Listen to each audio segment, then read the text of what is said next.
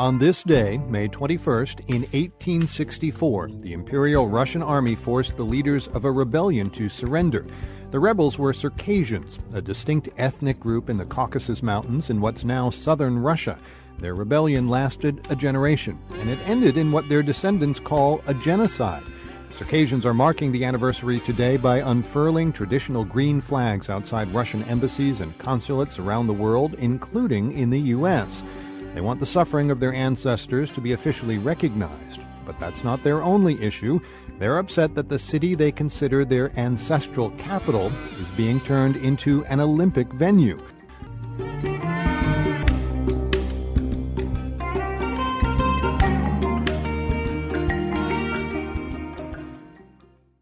Sochi.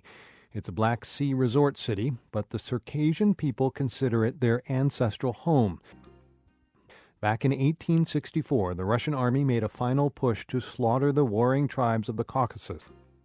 Some Circassians survived, and today is the day that their descendants commemorate what they say is a forgotten genocide.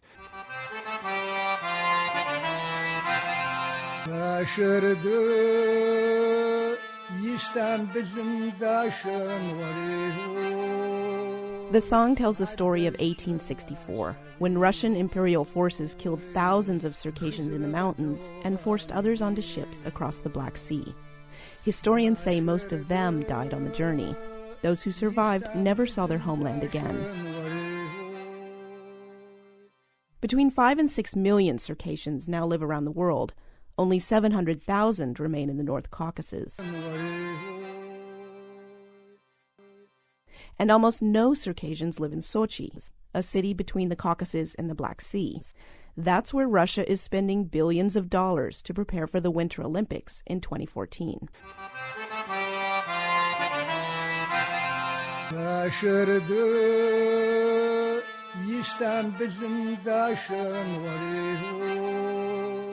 Zach Barsic says when Russia won the Olympic bid, it galvanized the Circassian diaspora. Sochi was our capital, and we want to return.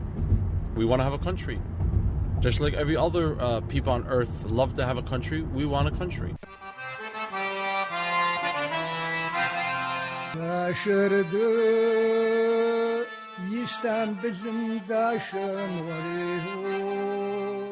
Not surprisingly, Barsic and other Circassians haven't made much progress persuading the Russian government to give up its prime warm coastal real estate.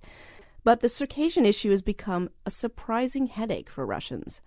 But now thousands of Circassians want to return from places like war-torn Syria. The Russian government isn't sure how to respond. They see non-Russian immigration into the North Caucasus as a security threat.